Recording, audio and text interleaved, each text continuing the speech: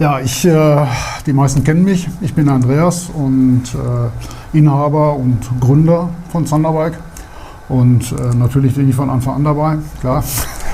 Was mache ich eigentlich? Ich bin eigentlich mehr im Backoffice, organisiere und freue mich immer, wenn ich an einem Bike-Projekt teilnehmen kann. Wenn die Zeit dazu lässt und das Projekt wichtig genug ist, dann versuche ich mich ein bisschen einzuklinken. Wir arbeiten so viele Profis, ist natürlich dann ganz schwierig, meine Leistung damit einzubringen, aber ich denke mal, so im Groben gelingt das. Und desto länger ich dann mit im Boot bin, desto mehr kann ich auch selber machen und trage meinen Teil dann dazu bei. Ja, ich bin der André, arbeite jetzt hier seit 1999, habe meine Ausbildung hier gemacht und bin in der Konstruktion tätig. Ich mache so was man im Hintergrund gut erkennen kann, alle Zeichnungen oder jetzt in letzter Zeit auch alle Teile, einzelne Komponenten und ja, und hin und wieder gibt es halt mal so ein paar schöne Projekte wie das, was wir da jetzt angeschlossen haben oder fertig geschossen haben, wie auch immer. Also auf jeden Fall hatten wir ganz am Anfang die Vorstellung, wir bauen einen Schweden-Style, 70er-Jahre-Motorrad, wie auch immer, lange, schmale Gabel. Er kam wieder aus Italien, genau, von der Bike Show. Stimmt, genau. Und genau, da war schon das Bike von dem Lorenzo, genau. Das, was mir sehr gut gefallen hat, war auch sehr schmal, schöner hoher Shopper. Und der hat mich auch so ein bisschen angefixt. Dann waren wir in Bad Salzuffeln, da stand die von Bike Farm Melle. Auch die, sowas müsst ihr unbedingt mal machen. Und das 35 Jahre Bike stand halt auf dem Zettel. Ja. Und wir waren schon über die Richtung so ein bisschen im Plan, dass es Schweden-Style sein muss. Am Anfang war es vielleicht auch erst ein bisschen flacher. Genau, also eigentlich eher echter Schwede, sag ich mal, also mit parallel laufendem Rahmen. So, genau. Da war auch eine Telegabel noch drin. Genau, die haben wir auch erst überlegt. Ja, Speichenräder. Ja, wir hatten ja alle Variationen, das stimmt, hast du recht. Ja, und dann wurde immer höher. Und die Gabel immer länger, genau. Ja, und dann hatten wir, oder hast du ja das Hinterrad, das Original gesagt, das ist eigentlich auch ein sehr schönes Design. Rocker-Hinterrad gefällt mir total gut. Genau. Also als eigentlich das Vorderrad der Rocker als Hinterrad. Und dieses 5-Beichen-Design ist ja so ein bisschen klassisch für die Shopper. Und ein passendes Vorderrad dazu zu fräsen. Die Geometrie passend dann zu machen. Also wir hatten natürlich auch in 21 Zoll ganz am Anfang. Ja. Das hat uns dann auch nicht gefallen, weil die Proportionen einfach nicht stimmen. Auch so ein Riesenvorteil, dass man so dann den Rechner macht. Genau. Dass man einfach sagen kann, okay, 21 Zoll, mach mal. Nee, sieht nicht so gut aus, mach mal 23 Zoll. Ja, sieht besser aus. Genau. Macht natürlich alles was aus. Ne? Veränder mal das Rake von der Gabel. Mal 3 Grad mehr, weniger. Wie sieht der Nachlauf aus? Wollte ich gerade sagen, man muss ja letztendlich ein bisschen am Nachlauf haben wir halt stehen geblieben. Ja, am Nachlauf haben wir da letztendlich dann auch wirklich festgemacht. Ne? Genau. Das ist ja jetzt auch das Ergebnis beim Fahren, dass man mit so einem Ding vernünftig fahren kann, ordentlich lenken kann, ohne dass das immer gleich umfällt. Von alleine lenkt und alles, genau. Ja, richtig. Also die Kombination des Vorderrad mit der Gabel und der Bremsanlage finde ich auch mega. Und es sind ja auch Teile, die durchaus auch herkömmlicher Natur sind. Also die Bremssättel sind ganz normale Stoker-Sättel. Genau. Wir haben praktisch nur die Halter dafür gemacht. Die Bremsscheiben sind vom aktuellen Tourer. Die haben wir halt nur ein bisschen schlanker gemacht. Wir haben die einfach auf die Fräse gelegt. Bremsweichen ein bisschen schlanker gemacht und halt den Teilkreis, weil ich den relativ schwer genau ermitteln konnte, haben wir halt einfach einen neuen Teilkreis festgelegt und konnte dazu halt auch am Rad anpassen dementsprechend. Ja. Soll man nicht sagen. Ne? Das ist eine Kombination aus Touring und sehr alten Zubehörteilen. Genau. Und letztendlich das daraus entstanden ist, was wir brauchten. Ja. Also was mich immer wieder fasziniert bei diesem Projekt auch, ist die Kombination von Technologie auf der einen Seite, moderne Technologie und auf der anderen Seite Handarbeit. Also einmal das, was du machst, die Arbeit am Rechner, die Entwicklung, das Design und dann klar haben wir einen Maschinenpark, die auch viele Teile dann produzieren, aber im Fall der Gabel zum Beispiel hast du 10 Teile, die aus der Fräse fallen, aber trotz alledem ohne den Schweißer, ohne das Handwerk, würdest du so ein Ding nicht vollenden können.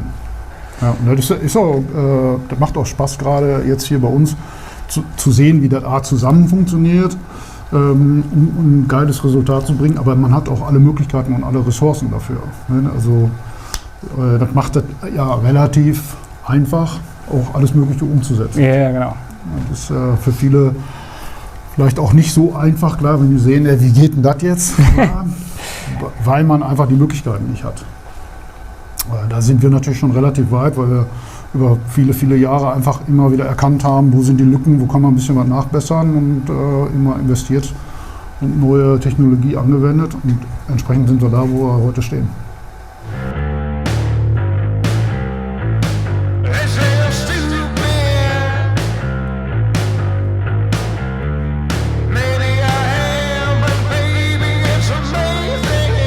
Ja, ich bin Julian.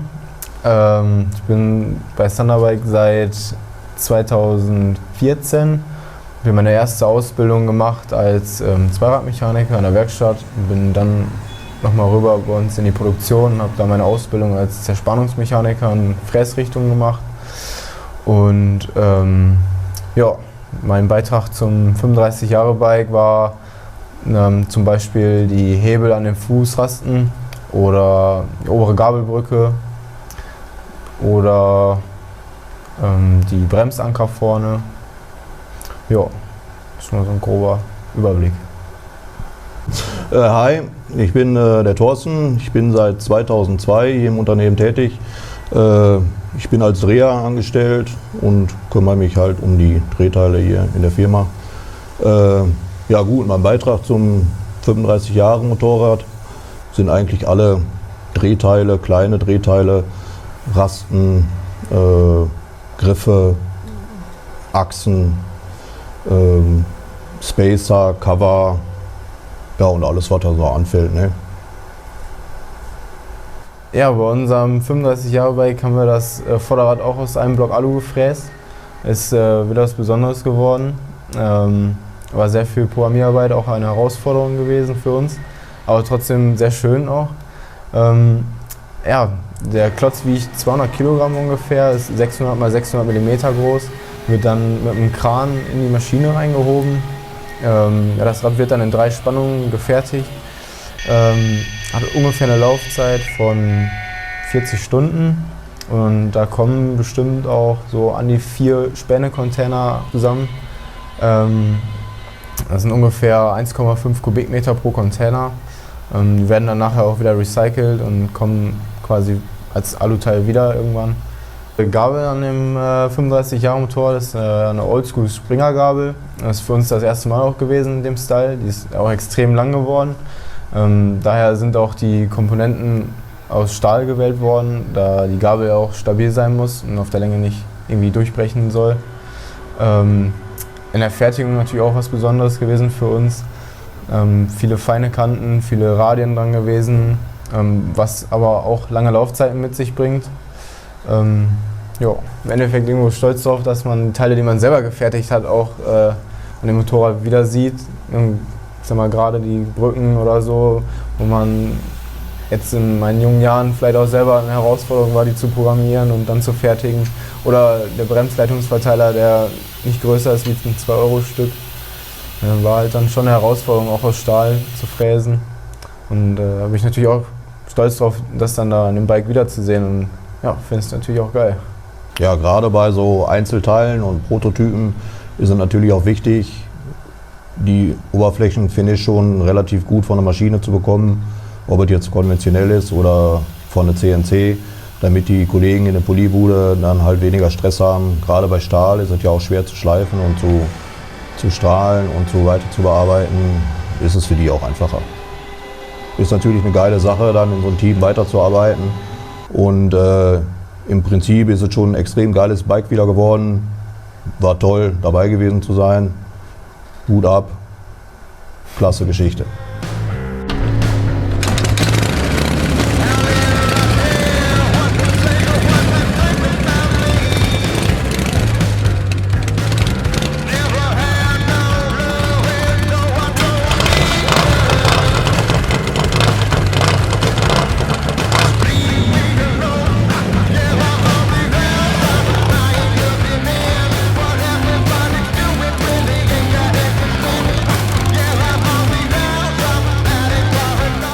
Ja, mein Name ist Jörg. Ich bin seit 2008 in der Firma und mein Jobtitel ist, bin Konstruktionsmechaniker, gelernter Schweißer auch. Und mein Tätigkeitsbereich ist eben Metallbearbeiten aller Arten hier in der Firma, Tanks, Tankumbauten, egal ob Stahl oder Aluminium und eben auch anderen Kleinteilarbeiten. Ja, ich bin der Mike, bin seit 2012 hier, Konstruktionsmechaniker und meine Tätigkeiten sind halt Schweißarbeiten, Metallarbeiten jeglicher Art, also mit Heckfender, wir bauen Heckfender, Tanks oder auch Umbauten, mitschwingende Heckfender zum Beispiel, Schwingenkürzen und ähnliches.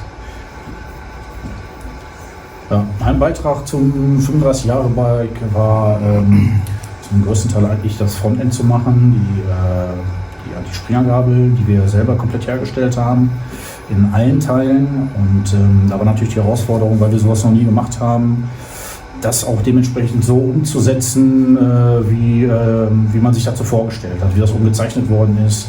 Die Proportionen, die der Chef sich hier ausgedacht hat, das sollte alles sehr schmal sein, sehr filigran sein.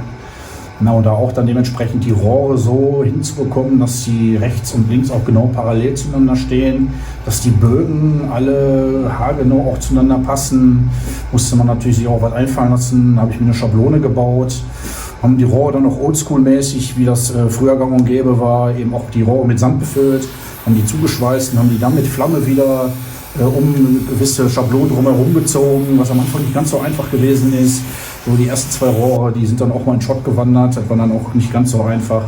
Ja, als nächstes, nachdem wir dann das Frontend soweit fertig hatten, haben wir uns natürlich dann auch um den Heckfender gekümmert, der auch ja immer so ein bisschen nicht ganz so einfach ist, weil man muss natürlich auch erstmal das Fahrzeug stehen haben, die Proportionen vom Fahrzeug müssen stimmen, der Motor mit Getriebe muss eingebaut werden, die müssen ja auch zueinander vernünftig gerade stehen und dementsprechend kann man dann eben das Hinterrad einbauen und die Kette spannen, damit man auch weiß, das Rad soll auch mittig im Rahmen drin stehen, soll nicht irgendwie nach rechts oder links zig Zentimeter sein, dass das auch schön ausgeglichen ist vom Fahren her.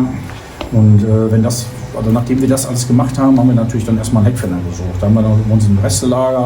Wir haben eigentlich gerade ein kleines Lager, da haben wir dann noch ein bisschen rumgestöbert, haben auch noch was Gutes gefunden gehabt und haben dementsprechend den Heckfender dann erstmal an den Reifen angepasst, dass der schön stramm drüber hergeht, ein bisschen geschmälert. Dann an den Kanten die Flanken weggeschnitten, dass er auch genau in der Richtung, wie der Reifen selber steht, auch schön nah anliegt. Ja, und dann die Nacharbeitern, die hatte der Mike dann Nacharbeiter gemacht. Genau, damit zum Beispiel die Ränder halt nicht so scharfkantig sind, sollte natürlich abgerundet sein und da haben wir dann, beziehungsweise da habe ich dann ein 6 mm Hydraulikrohr rumgezogen, genau komplett um den Fender herum. Und das Problem ist, wenn man halt am Fender irgendwo schweißt, umso mehr man schweißt, umso mehr verzieht sich das alles. Und der Jörg hat den ja schon eigentlich schön angepasst und man geht schon wieder mit dem Schweißgerät dran und schon stimmt da wieder was nicht. Und wir verzinnen immer die Fender, damit viel stabiler ist, weil wenn man einfach nur jetzt spachteln würde, immer irgendwie reißen und daher verzinnen wir unsere Fender immer. Das ist eigentlich eine stabile Sache. Das soll ja auch die Sissy Bar, die läuft ja auch sehr schmal über den Fender drüber her. Das ist ja auch dann, wenn man da wieder viel dran schweißt, wie der Mike jetzt da Röhrchen umsetzen musste, ist natürlich die Position, hat man ja vorher schon fest mit der Sissy Bar und wenn man dann viel schweißt und der Fender zieht sich 2, 3, 4 mm, dann passen die Anschraubpunkte auch zum Beispiel wieder nicht. Da muss man natürlich auch wieder sehen, dass man das dann so weit wieder hinarbeitet, dass die Endmontage nachher so ist, wenn der Fender lackiert ist immer das Problem, man kann da nicht 10, 20 Mal rein und raus, dann weiß man selber, dann hat man wieder Mackenkratzer dran und dann sollte das alles so vernünftig sofort reinpassen, dass man die Schraube reindreht und dass er dann sitzt und dass man da nicht noch wieder großartig rumdenken muss. Die Spitze, dass sie dann nachher auch im Endeffekt am Bike genau auf der Linie ist, auf die Zentrallinie. Genauso die Auspuffanlage, die verläuft innerhalb des Rahmens, was auch eine ganz neue Sache für uns war, wo nicht viel Platz ist. Und da haben wir natürlich aus unseren Restebeständen erstmal angepasst, wie könnte das aussehen. Der Auspuff am Ende wussten wir noch gar nicht, wie das überhaupt aussehen soll. Erstmal war die Sache, was grundlegend klar war, dass es 2:1 wird. Also die Krümmer zu einem Auspuffrohr einfach hier Bögen machen und drumherum gehen. Nein, eine gerade Linie haben wir uns, dafür haben wir uns entschieden. Und da musste man natürlich einiges ausnehmen. Damit der Fender dann zum Beispiel nicht am Reifen kommt, da mussten wir ausnehmen. Dann natürlich unten am Motorraum, da mussten wir ein paar Dellen, sag ich mal, zufügen, damit wir auch hoch genug sind. Dann oben zur Sissy-Bar, da mussten wir 2 Ausklinkungen durchführen. Da war schon nicht so einfach. Da war, ich sag mal, dranhalten, abbauen, wieder ändern, dranhalten. Aber ich glaube, das ist uns sehr gut gelungen. Ja. Sieht richtig klasse aus. Ja. Das ist natürlich dann immer schon eine ziemliche Herausforderung, sowas zu machen. Ja. Das stimmt.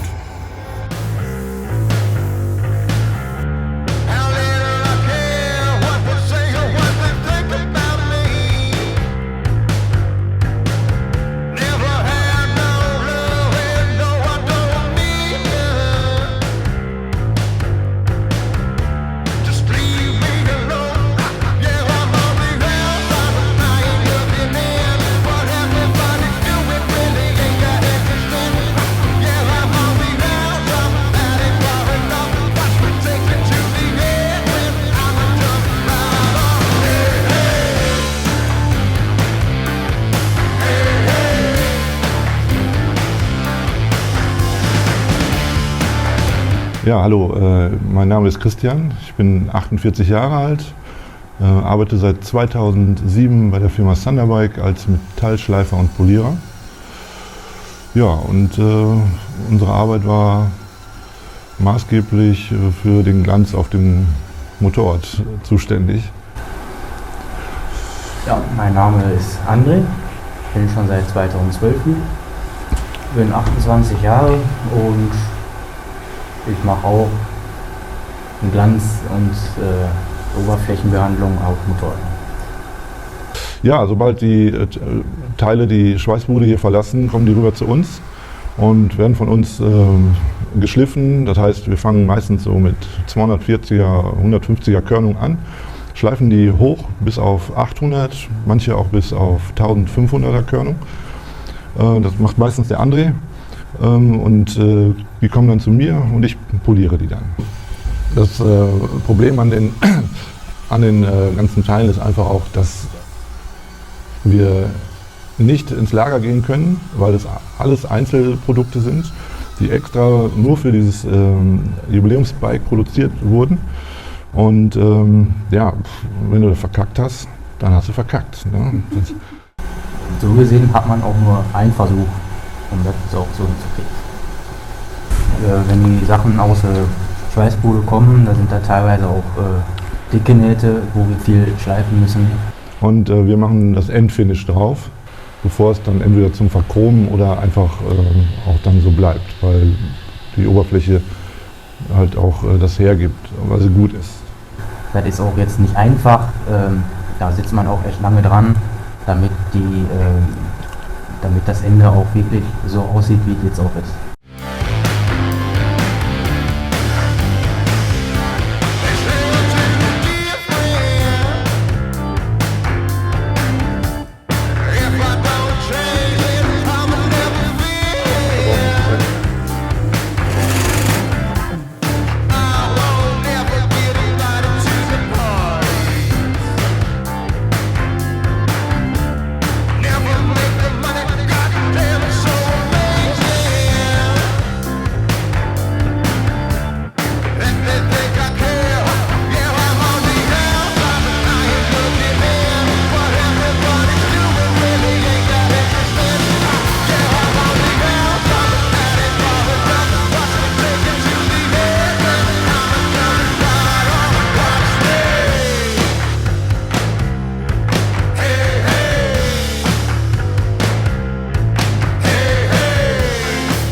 Also ich bin der Rainer, bin seit 93 in der Firma festangestellt, bin als Zweiradmechaniker hier und meine Tätigkeit ist in der Kastenwerkstatt. Und ja, zu dem 35-Jahre-Bike werden wir jetzt mal was erzählen.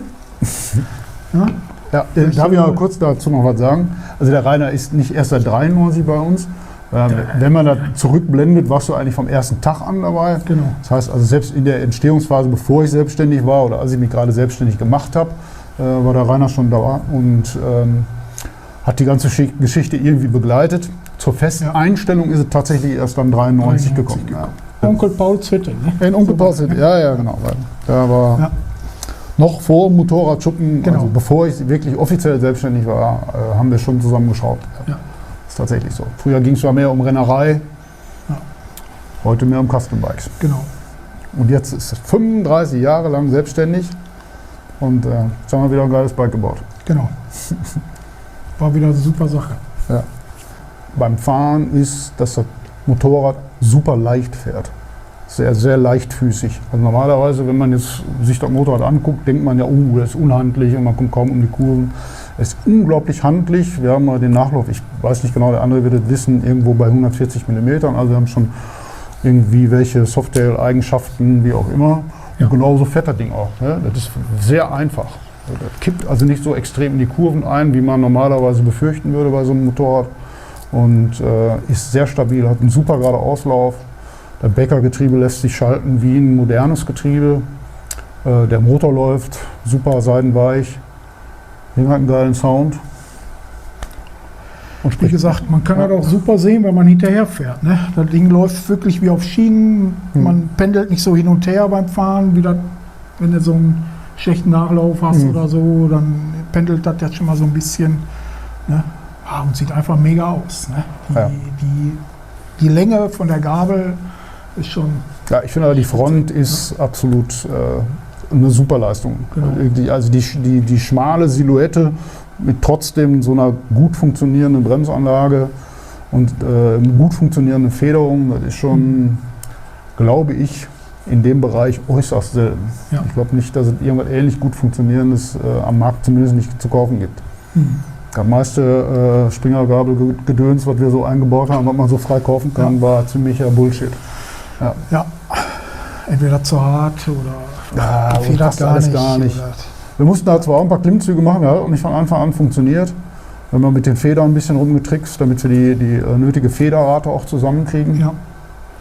Aber das ist uns dann irgendwann auch in die Hände gefallen. Genau. Wir haben uns da mit einem kleinen Trick bedient. Und zwar haben wir haben 3 Federn, die übereinander arbeiten. Wir haben die innere Feder, die ganz innere Feder ist eine Kupplungsdruckfeder. Da sind auf jeder Seite 3 Kupplungsdruckfedern drin. Und dann haben wir da drüber die Mittelfeder, die eigentlich in der WLA ist. Und ganz außen haben wir die ganz normale Springergabelfeder. Ja, und das Ganze hat das Ding genau so weit eintauchen lassen, wie wir das vom Fahrwerk her für nötig halten. Das sind ungefähr 30%, wenn ich da drauf hocke. Und damit sind wir genau da, wo wir hinwollen. Genau. Du hast immer Federdruck. Immer. Ja, und die wippt halt nicht so. Ausfedert und wippt dann nicht durch. Ja, genau, die wippt nicht so, aber die nimmt alles gut mit und jede Bodenwelle schluckt die weg.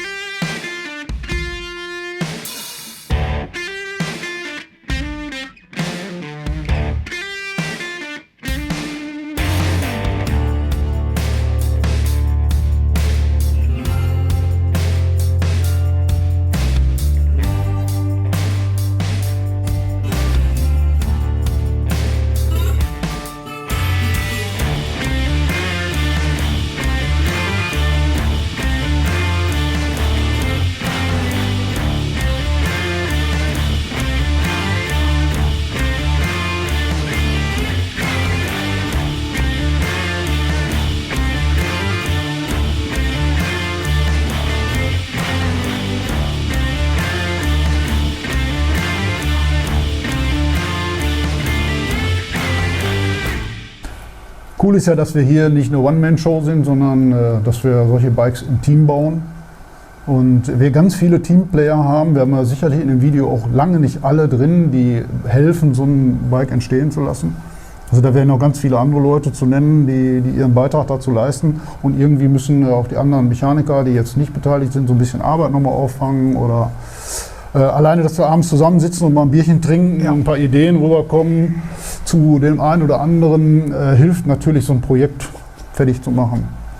Und die vielen Leute, die nicht im Video zu sehen sind, die auch hier irgendwo arbeiten und vielleicht auch nur einen kleinen Beitrag geleistet haben, aber ohne die würde so ein Ding auch nicht funktionieren.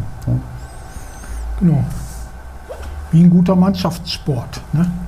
Ohne Mannschaft kein Spiel. Genau. Ne? Kein gutes Spiel. Genau. Ja. Und das ist ja auch so. Ja. Und dann macht mir auch immer wieder Spaß, so ein Ding dann anzuschieben, auch wenn das oftmals dann zwischendurch auch nervt, weil er wieder weiter ausartet, wie man eigentlich wollte. Was ja auch bei dem Projekt wieder war, am Anfang haben wir gesagt, wir machen nicht so einen riesen Aufriss. Und dann am Ende... Ja, aber du kannst den Weg nicht gehen und dann irgendwann abbiegen. Nee, das ist schwierig. Da muss den auch zu Ende gehen. Weiterlaufen und bis zum Ende gehen. Ne?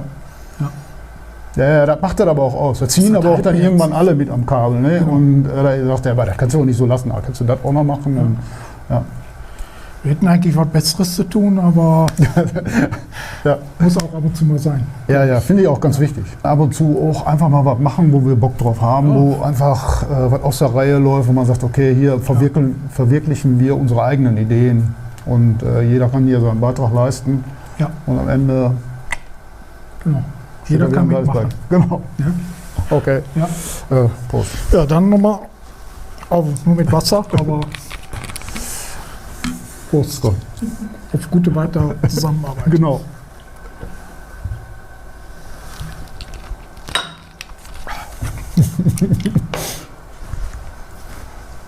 Schnitt.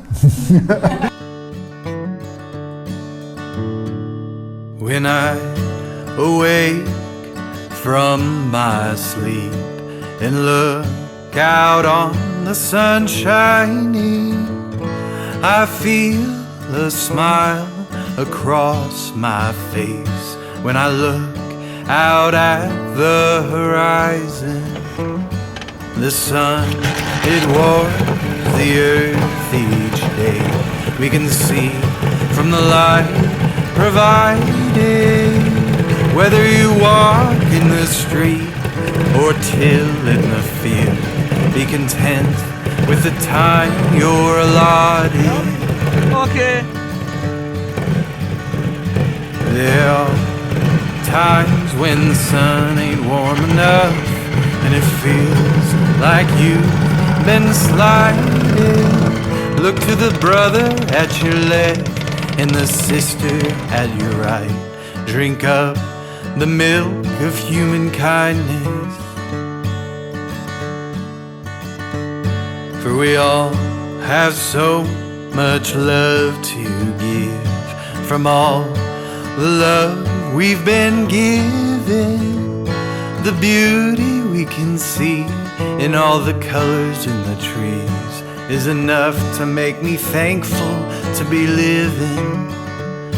When I lay down my head to sleep, a full day's time behind me, I'm so thankful for the people and the beauty that I see.